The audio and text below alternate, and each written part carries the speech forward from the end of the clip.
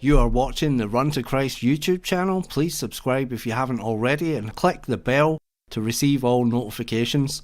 And if you would like to support this channel, you can do so at www.runtochrist.net/subscriptions.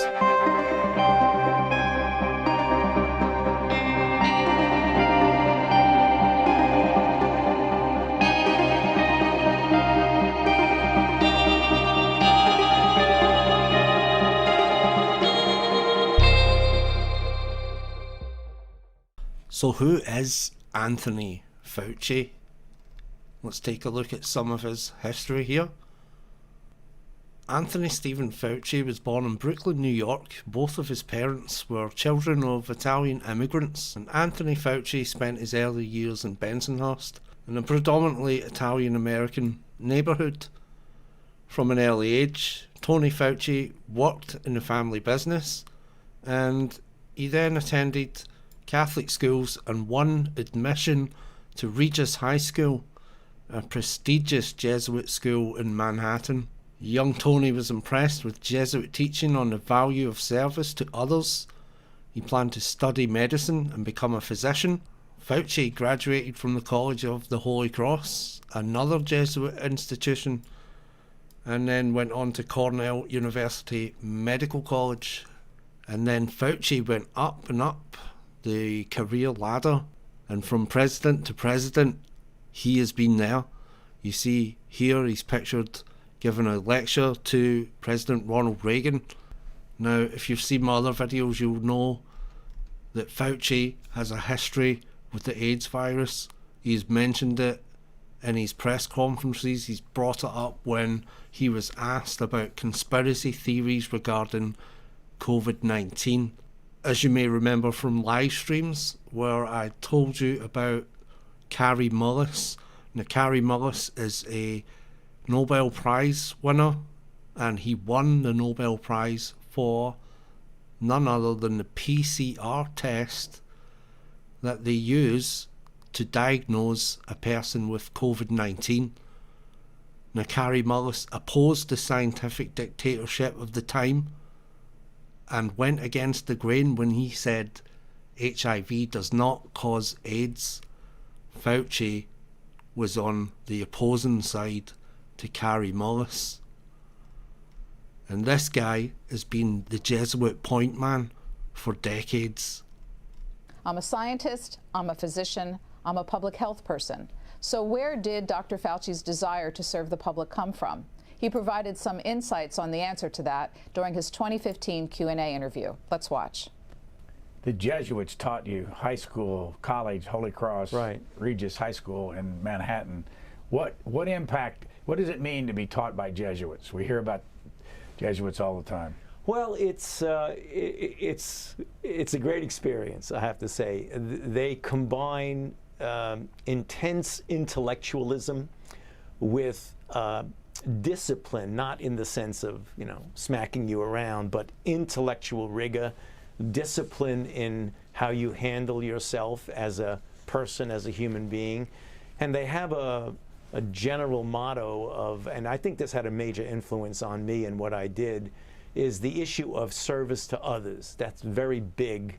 That doesn't mean that people who don't go into public service are doing anything lesser with their lives, but they tend to have I wouldn't say a pushing, but a leaning towards something about what you do is public service. Either everything you do, which turned out what I did by going into public service, or at least a part of your life. So it was an interesting combination of concern for mankind as well as a good intellectual rigor. When did you want to be a doctor? Can you remember the time?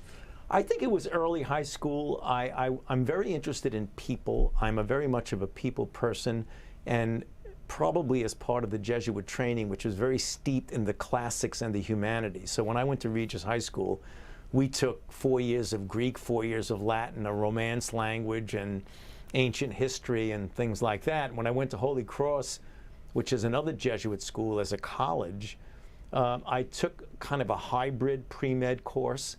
It was called, it's almost an oxymoron, it was called AB Greek Classics - Pre-Med. So you were majoring in the humanities and the classics with a lot of philosophy, but you took enough science to get into medical school. And the idea about when I wanted to become a doctor, I liked science, I liked discovery, I liked the challenges of science, but I also so much liked mankind and the humanities that it was just a natural fit. That where do you put science and people in the same bucket? And to me, that was medicine. Who was an early mentor? Probably some of the very young Jesuits in Regis High School. In the Jesuit training, it's a long, long training before you become a Jesuit priest. And back then they had what's called scholastics, were people who weren't yet ordained as priests, but they dressed with the garb of a priest and they taught in the high school. And there were a couple of those scholastics who had a major impact on me. Just great people, highly intellectual and highly nurturing of you and what you wanted to do. And you heard it from his own mouth that they were such an influence on him. They pushed him to certain places, or not a pushing as he called it. And they were very interested in everybody having some sort of role in public life. Now, why would you think they would want that? So Fauci attended Georgetown University and gave this keynote address, and in it he predicted a pandemic.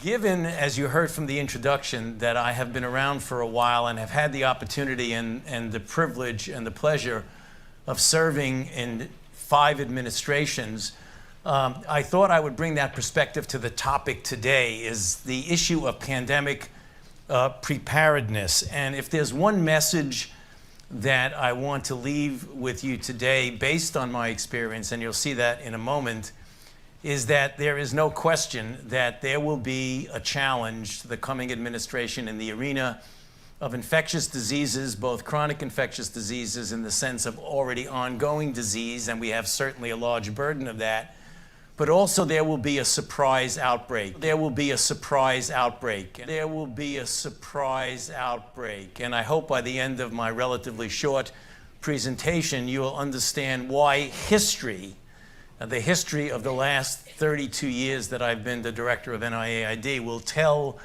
the next administration that there's no doubt in anyone's mind that they will be faced with the challenges that their predecessors were faced with. So there you have it, folks. Do you think he had foreknowledge? Do you think the CEOs who resigned and sold their shares and left their jobs knew what was coming in 2020? Sierra biology professor recalled famous scientist as a phenomenal humanitarian. Now, you scroll down here. Fauci received a Jesuit education growing up Catholic, but he has said his faith has evolved over the years. Quote, I have evolved into less a Roman Catholic religion person to someone who tries to keep a degree of spirituality about them, Fauci said in a 2003 interview with The Scientist magazine. I look upon myself as a humanist. I have faith in the goodness of humankind. Okay, now check this out. This is an article about Pope Francis's Easter message supporting a universal wage. Okay, market solutions do not reach the peripheries and state protection is hardly visible. He suggests the time might be right for new thinking. And down here he says, saying that the world needs to downshift, take stock and renew. The Pope cautions, and remember folks, Pope Francis is a Jesuit. I hope that this time of danger will free us from operating on automatic pilot, shake our sleepy consciences, and allow a humanist and ecological conversion that puts an end to the idolatry of money and places human life and dignity at the centre. There you have it, humanist. Fauci. I am more of a humanist. I look upon myself as a humanist. I keep a degree of spirituality. See, it's Ignatian spirituality, that's where it comes from. Pope Francis is saying the exact same thing. And so here's another thing I want to show you. Here is Fauci with Will Smith. Now listen very carefully to the language that Fauci uses at the end of this clip. It is very, very important. There's been a predominance in the African American community. Is there a comprehension as to why that is? Yes, there is, Will. And it's, as is all situations associated with the disparities of health in minorities, particularly the African American community. And it's really terrible, because it's just one of the failings of our society, is that African Americans have a disproportionate prevalence and incidence of the very comorbid conditions that put you at high risk. Hypertension, asthma, obesity, diabetes. If you get infected, you're going to have a poor outcome. When it's all over, is to focus a bright shining light on what disparities of health mean. So, you just heard Fauci say bright shining light. If you Google Jesuit bright shining light, you'll see that they use this language all the time. And they'll say it's based on the Bible. And yes, that's true. But when they use that, they mean something else. Shining a light on the sacraments. Shining the light of love, Jesuit mission. Okay? And look at this PDF that I downloaded. Shining light on the invisible infrastructure. Now, what do we hear all the time in the news about the invisible enemy? And did you know that it's Jesuit philosophy to make the invisible visible? Now think about this when it's going on. I'm going to cover this article in a future video. So until then, I thank you very much for watching, and this has been another info drop on the Run to Christ YouTube channel. Please subscribe and check out the website www.runtochrist.net/subscriptions if you want to support the channel. God bless you all.